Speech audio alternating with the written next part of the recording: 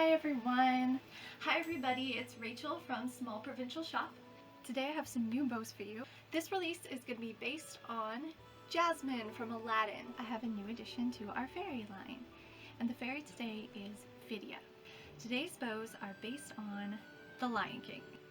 The medium size, the 4 3/4 inch. The large bow, 6 3/4 inches, is purple. They are so adorable.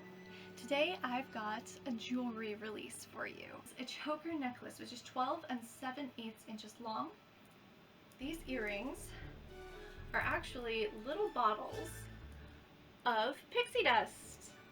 An antique brass 16-inch necklace with a pendant that has a mermaid inside it. And then Fawn's necklace, 17 inches and a 1-inch dangle with extra pixie dust inside.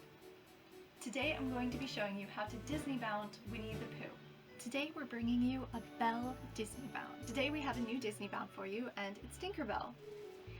Disneybounding is about bringing in elements of your character's wardrobe or themselves into your wardrobe, your accessories, your jewelry, even shoes.